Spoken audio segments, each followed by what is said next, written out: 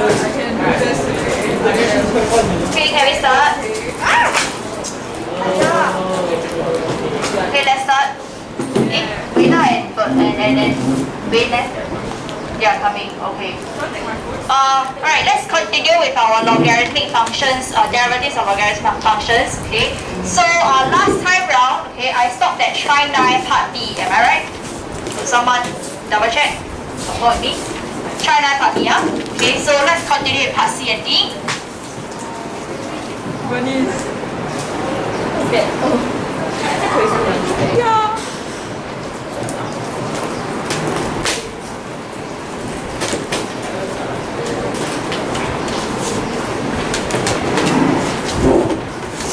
Okay, let's first take a look at part C. Alright, we want to actually go about differentiating y equals to ln x plus 1 squared. There are a few ways that you can go about doing this. Okay, one easier way, okay, would be to first bring down the power of 2. Okay, so I'll show you one way first, which is that you can simplify your function to 2 ln x plus 1. Okay, the reason is because this is a logarithmic function, and more importantly, the 2 belongs to all this stuff over here. Okay, it doesn't just belong to one item. Alright, so therefore you can bring down the 2. Okay, then after that when we do our differentiation, okay, we can ignore the 2 in the sense that we keep it there. Differentiate the ln x plus 1, which is going to be 1 over x plus 1. Okay, the differentiation of x plus 1 itself is 1, so there's nothing else. So therefore, if I put it as a single fraction, I will get 2 over x plus 1. Okay, so this is one method.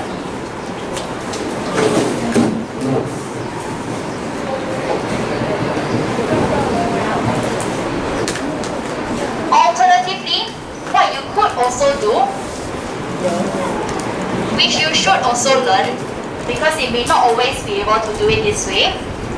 Okay, if you see it as ln x plus 1 squared, so this is within the ln function. Okay, we learned that when we differentiate ln, we will get 1 over the entire function.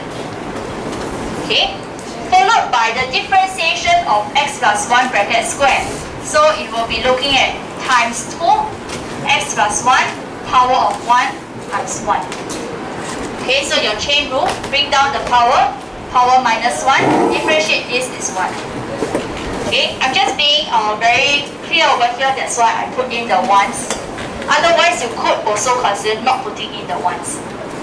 So therefore, when I express it as a single fraction, I will arrive at this, which could be simplified to be 2 over x plus 1. Okay? So both methods, they do give you your 2 over x plus 1, same answer. Okay?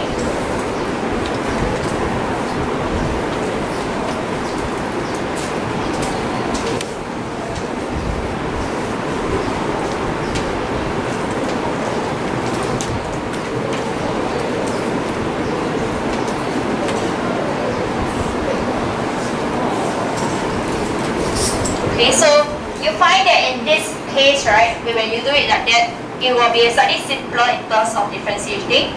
Whereas over here, you need to keep zooming in to actually see what is it that you need to differentiate, right?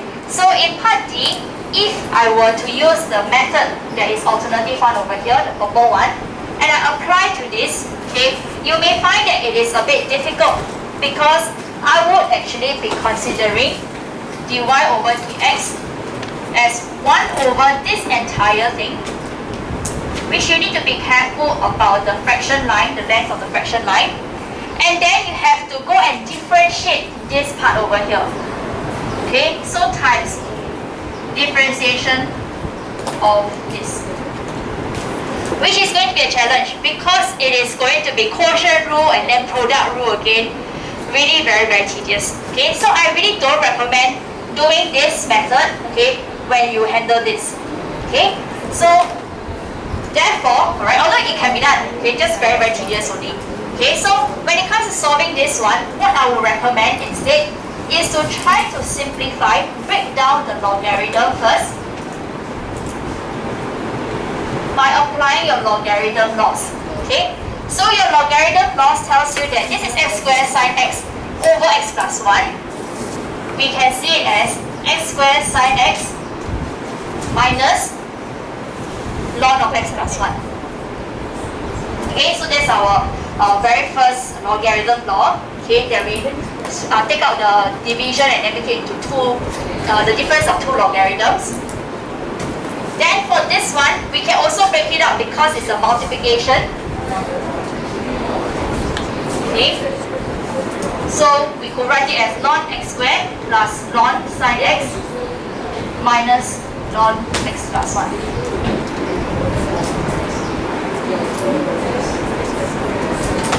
Okay, so I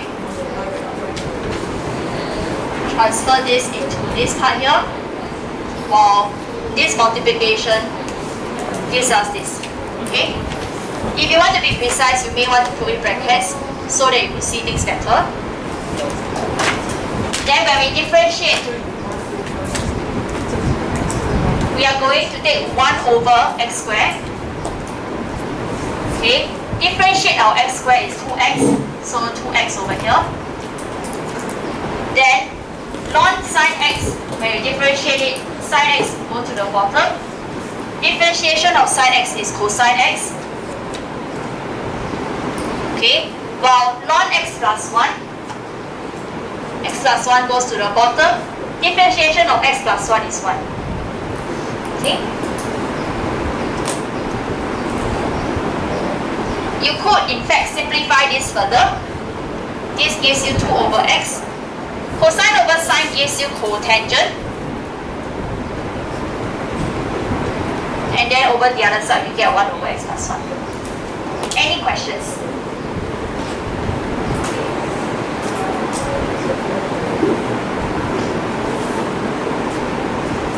Okay.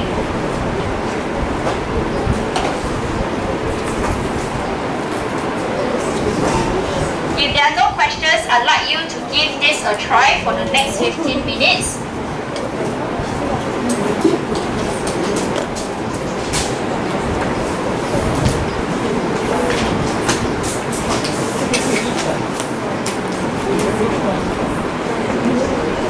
Okay, question 1A, B, C, D, 7A, B, and F.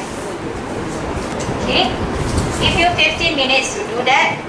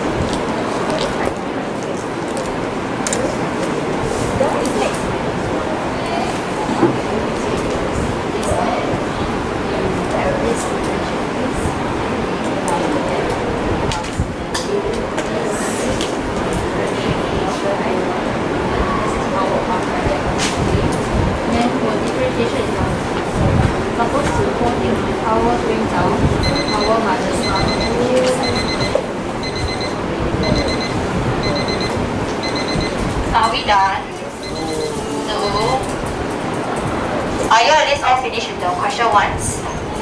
A, B, C, D. So the challenge is 7, A, B, F. Okay. All finished 7, A already? No. Okay. Could I give you maybe about 10 minutes more? Okay. 10 minutes.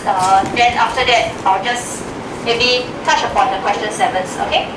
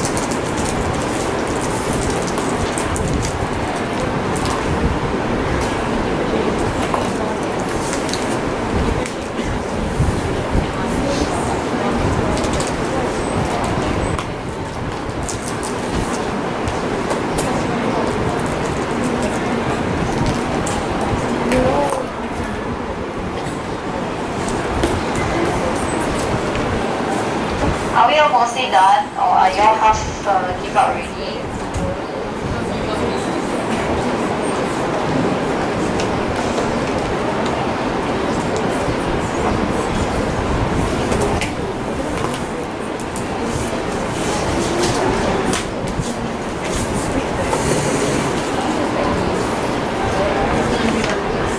A minute left, huh?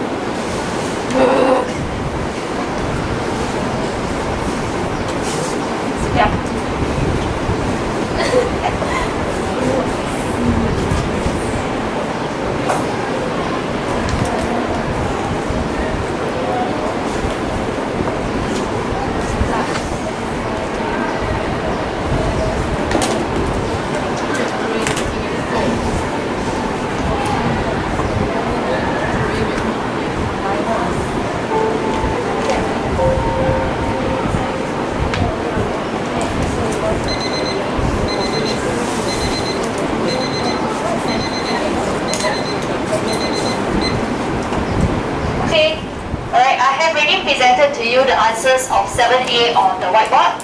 Okay, so I saw that there are a few of you who insist on keeping it to this form. Okay, then basically you're half killing yourself, and because you have to consider the differentiation of square root x squared minus 2x minus 3, which there are a number of you who actually forgot that you're supposed to bring down the half and then after that power minus half before differentiating the x squared minus 2x minus 3. Okay, so it is challenging if you decide to maintain the square root sign. Okay, there is an alternative way around it which is slightly simpler. Okay, which is to see that it is a power of half, then you bring down, okay, the power, since, okay, your power is actually for everything inside the logarithm function. Okay, then after that you will be looking at a product rule, okay, of your 3 over 2x with your ln x squared minus 2x minus 3. So we proceed with keeping the left side, differentiate the right, which is this, okay, and then differentiate the inside 2x minus 2. Then you keep the right, differentiate the left, which is 3 over 2. Okay, it is slightly easier to manipulate with this, and then do factorize out your 2x minus 2 to 2 times x minus 1 so that you can cancel out with the 2 such that you will be able to get this answer. Okay, it is still possible to do it if you keep to the square root, just that it is tedious and you need to be more aware of what is it that you're manipulating. Okay, I erase this up. Alright, so looking at 7B then.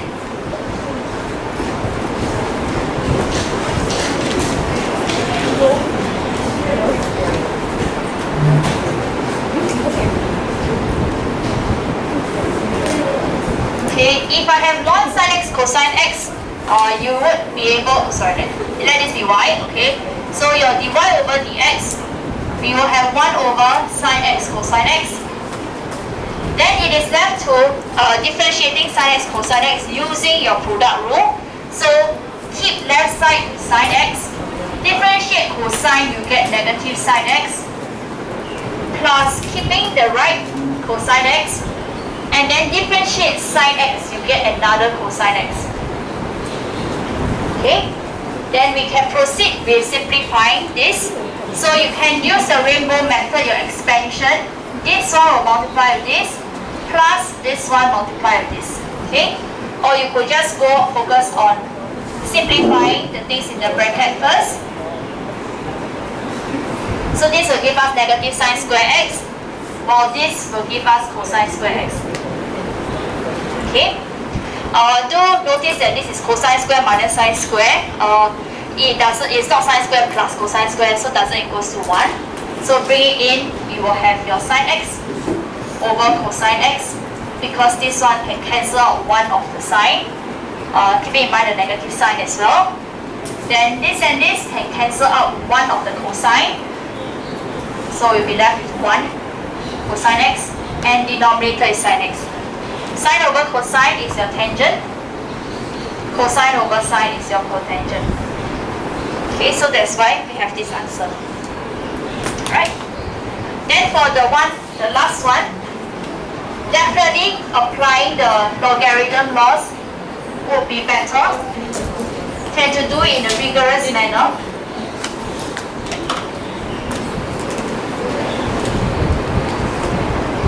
Okay, so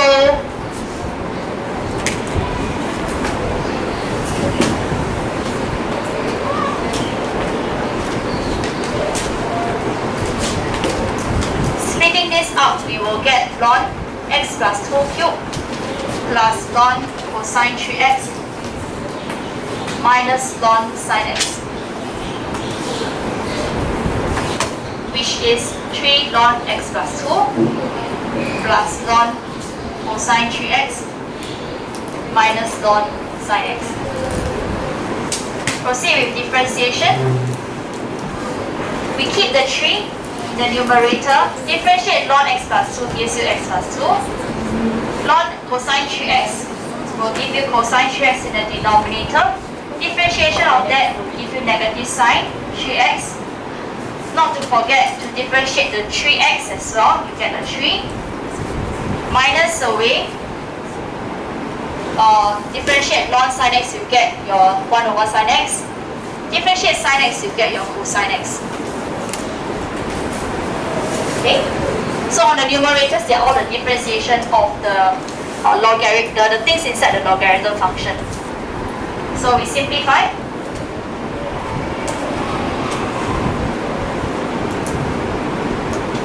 This gives us cotangent x. Sine over cosine is your tangent. Keep in mind that the angle is the same, which is 3x, so it's tangent 3x. So we get this answer. Okay. I really don't suggest and recommend to do it by brute force. Okay. That means to go and work your quotient rule, product rule. It will take forever. Not worth the time. Okay.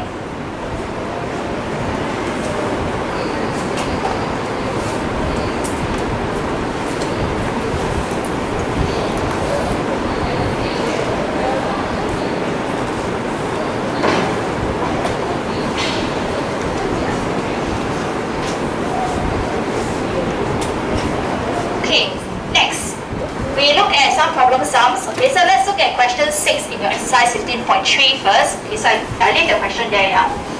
I'll do my working here. We are given a certain formula to represent your housing price index. Okay, T is the number of years passed since 2010.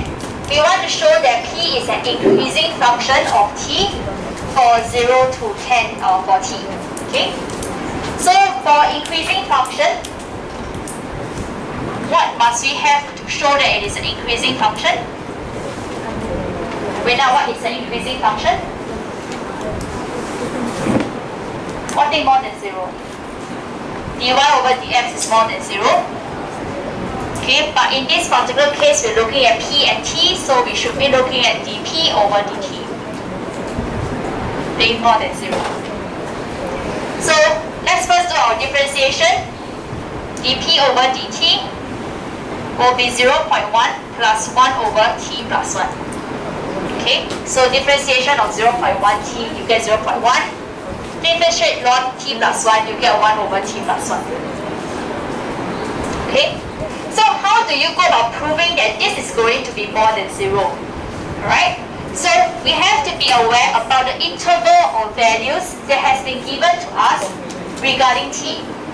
Okay, so since your t value is from 0 to 10, that will tell us that t plus 1 will be 0 plus 1 is 1, 10 plus 1 is 11. So with t plus 1 between 1 and 11, that tells us that t plus 1 is surely more than 0.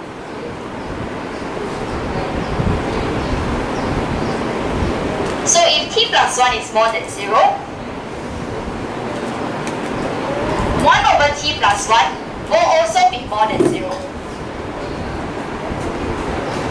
If this is more than 0, if you add a positive number, the entire thing will have to be more than 0.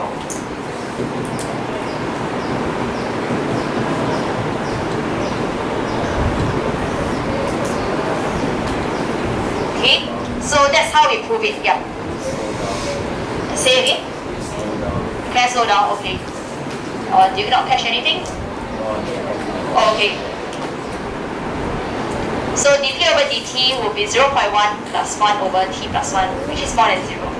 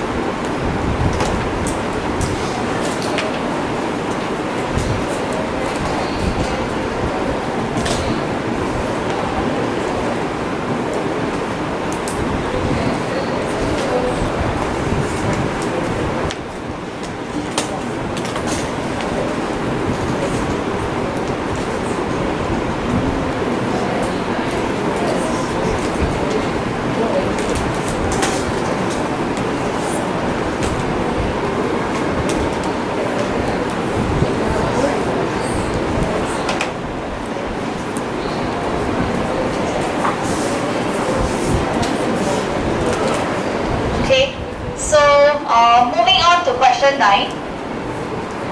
We are given that y is equals to ln x squared over x, such that it is defined only for x more than 0. So this is a condition given in the question. We want to find the range of values of x such that y is going to be an increasing function of x. Okay, so you might be wondering, okay, question already say x is more than 0, it's a range of values of x. Why not is it this answer? Okay, this function itself may not always be increasing. Okay, I've given you an example before that a quadratic function, we have a decreasing portion, we also have an increasing portion.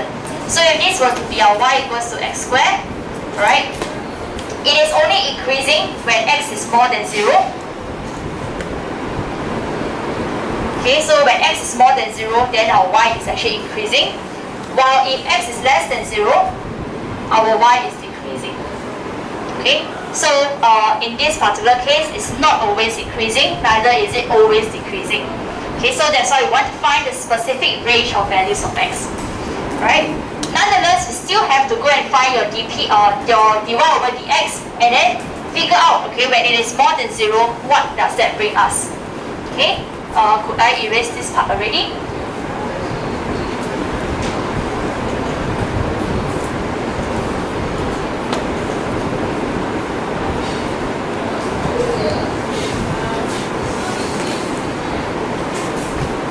Okay, so to work on this, we have y equals to ln x squared over x. Square is for the x, it's not for the whole of ln x. Okay, so be very careful of how you see this. Okay, so dy over dx, we apply quotient rule, keep the bottom, differentiate the top, which is 1 over x squared. Don't forget to differentiate the x squared again, which is 2x. Minus away, keep the top, differentiate the bottom, which is a 1, over x squared. Numerator can be simplified. We get a 2 minus ln x squared over x squared.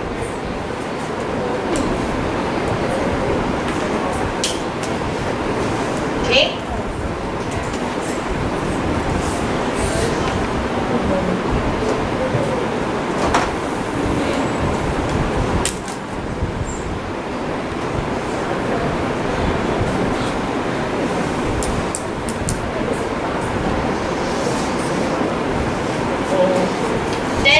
Because we are given that y is an increasing function, so for that to be the case, your dy over dx must be more than 0.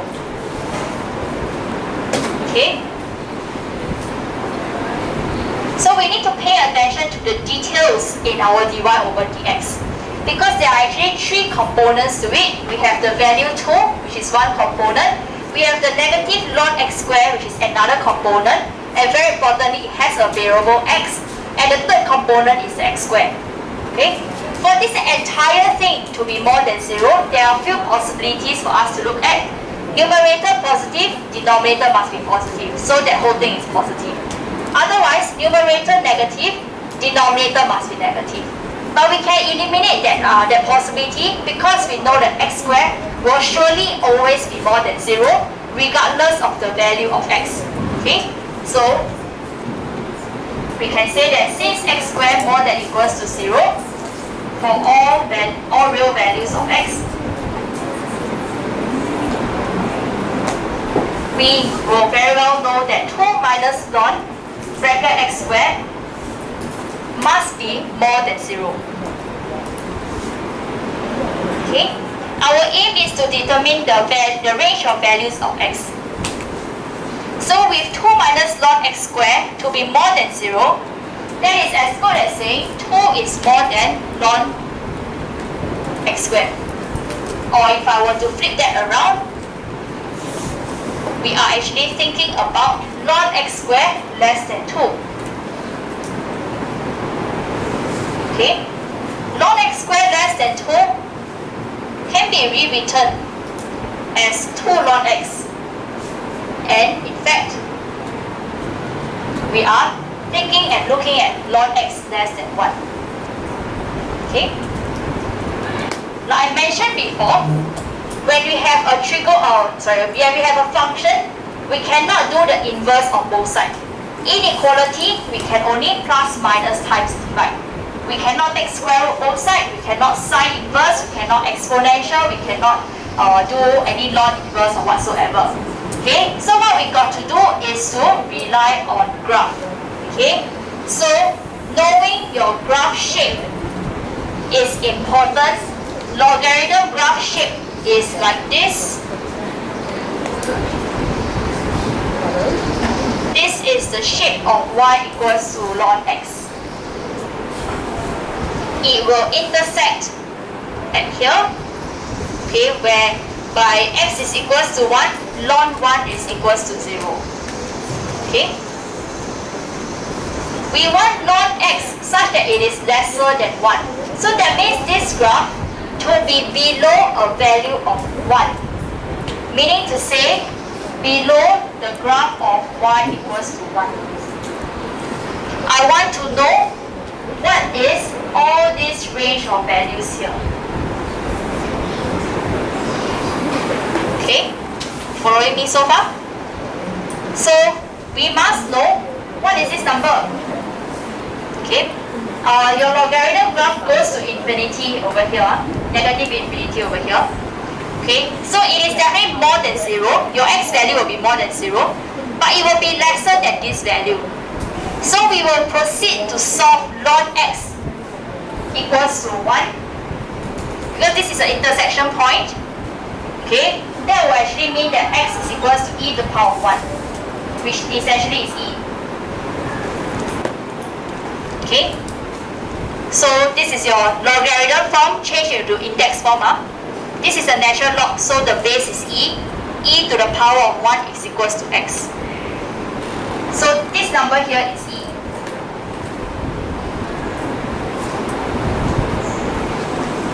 Okay? So therefore, our range of values of x will be anything from 0 to e in order for this graph here to be an increasing function. Okay, so let me continue over here. Okay, therefore 0 more than x more than e.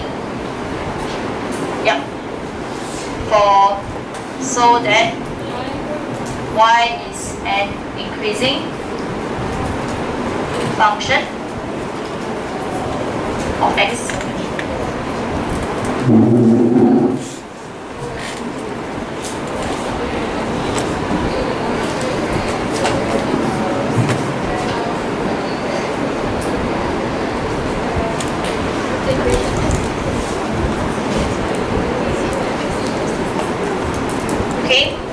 So I just want to maybe just share a trick. Okay, when it comes to remembering graph, I really am also the worst at it. Okay, so what I do when it comes to remembering graphs, right? Okay, exponential, I always remember it as when you speak about it in English terms. Okay, you increase exponentially, so it's always going upwards. Like our COVID-19 cases increasing exponentially, so it must be like that, lah. Okay. Remember that. But when it comes to logarithm, okay, if you really have a hard time remembering it, okay, you know the function y equals to ln x, what? You substitute in values. Okay, sub in values of y and sub in values, sub in values of x in this case. See what kind of values of y you have, alright? Then after that you plot. Okay, you just briefly plot lah. Okay, you see what kind of shape you're going to get. Then it will jog your memory to remember that, oh, this is the shape. Okay, some special values that you should always consider will be the x-intercept and y-intercept values. Okay, when x equals to 0, what's going to be that value going to be? When y equals to 0, what's the value going to be? Okay, so therefore, sub in some values and then you figure out the shape. This trick you can really apply to all other graphs also lah. Okay, in your Emaths also, your power function, you need to know all the shapes, right? Yeah, I find that rather useful. Okay. Now, moving on to try 10.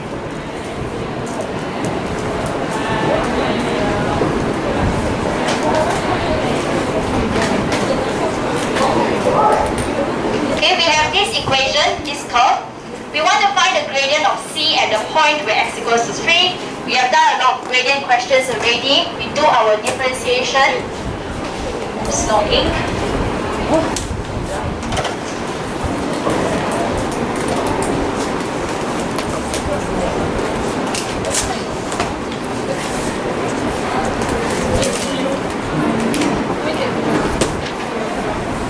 So in this case, my marker is sticky.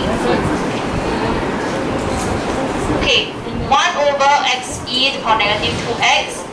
Then differentiate your x times e to the power negative 2x using your product rule. So keep left. Okay, differentiate the right side. That will be e to the power negative 2x. And then after that, remember that exponential bring down the power. Okay.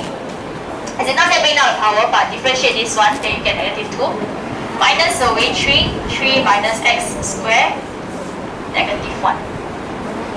Sorry, not even moving. My bad. I keep left, differentiate right, and then I still need to plus, keep right, differentiate left, minus 3, 3 minus x squared, negative 1. Okay, so this here is your differentiation of xe negative 2x. Okay, then simplify and cancel this, okay, okay, then after I get negative 2, but I still got this one here, okay, so I will get plus 1 over x. Okay, sorry, should I have done that?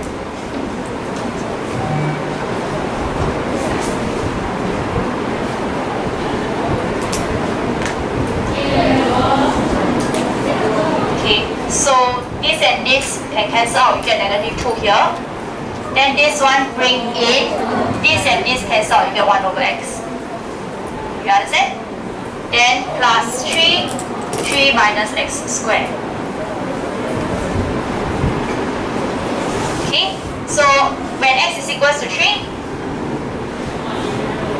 your gradient dy over dx will be negative 2 plus 1 over 3 plus 3, 3 minus 3 squared. So that gives us negative 1 and 2 over 3. So that's the gradient.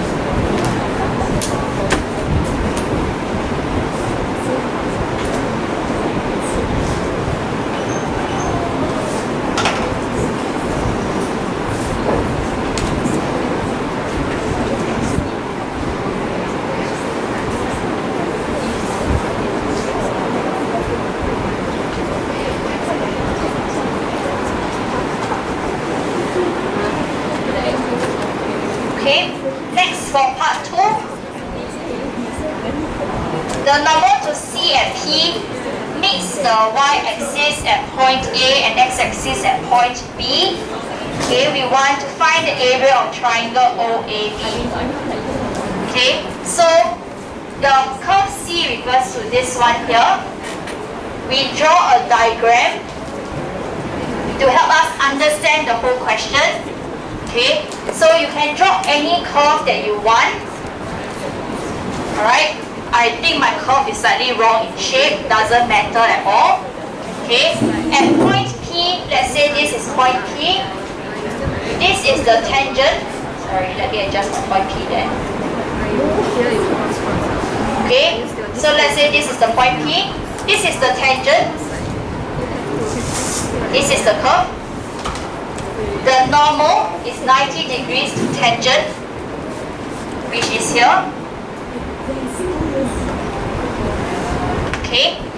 Then this normal itself is the one that meets the y-axis at A, x-axis at B. We want to find area of triangle OAB. O is the origin, so this is what we want to find. Okay.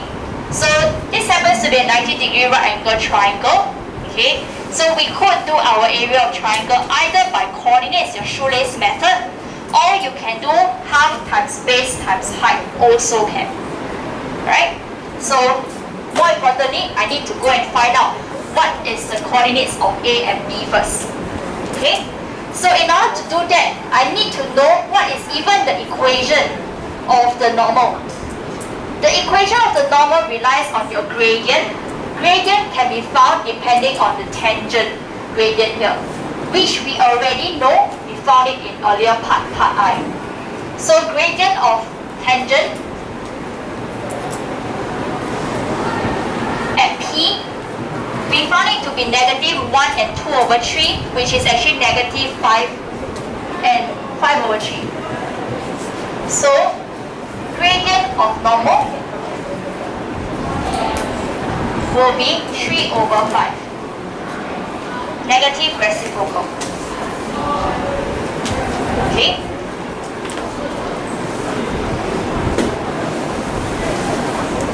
And then for us to form the equation of this normal, I need to have at least one coordinate point that's going to be found on the equation of this line, or on this straight line, which is the point P. Point P is when x is equals to 3, mentioned in part I. So when you have x equals to 3 sub inside here, you will know the y coordinates.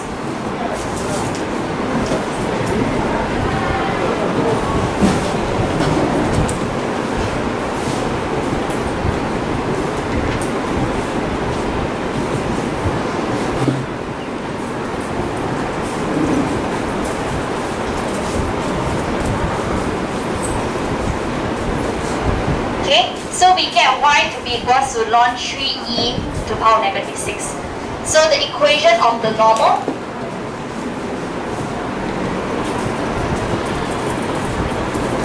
is y minus y coordinate. You can re-express it as this in positive index form if you like to. Equals to gradient 3 over 5 x minus over 3.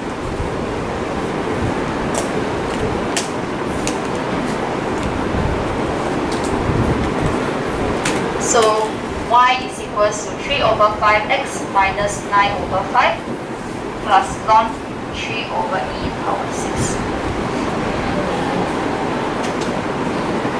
Okay.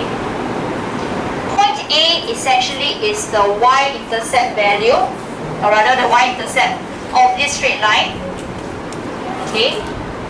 So therefore, your point A can be found by seeing the constant value from the straight line equation, because y equals to mx plus c.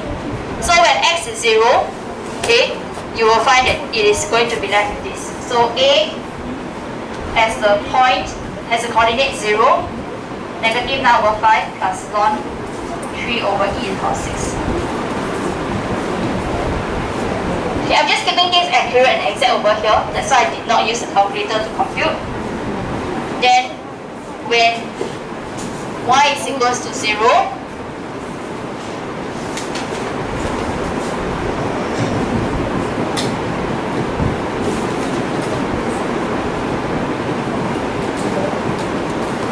you will find that 3 over 5x equals to 9 over 5 minus ln 3 over e to the power 6.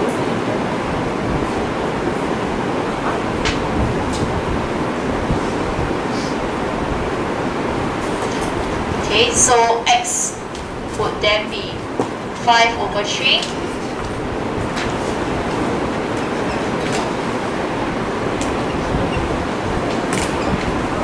Okay, if you keep this exact, it will be this. Otherwise, if you want to key to a calculator, also perfectly fine. Since the question also didn't ask for your area to be expressed in exact value, so x will be 11.168, thereabout. Okay, truncated 5SF. So coordinates of B would then be 11.168 and 0. So area of triangle OAB will be half times base times the height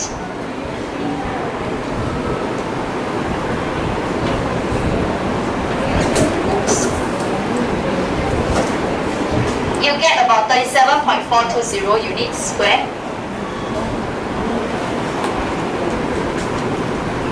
And in 3SF, that's 37.4.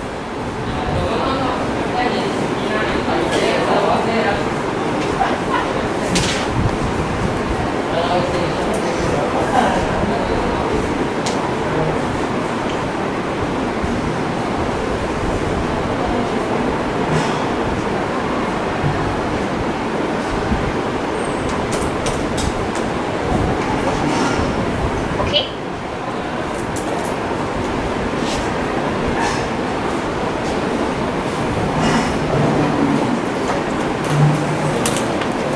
Okay, with this 15.3, I'm done with it. Okay, homework.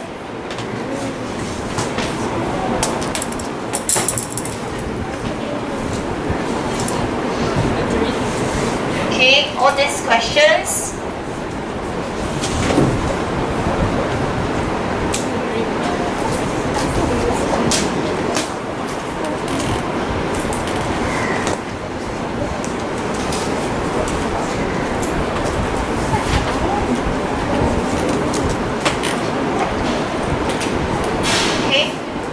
Please have it completed by next Wednesday.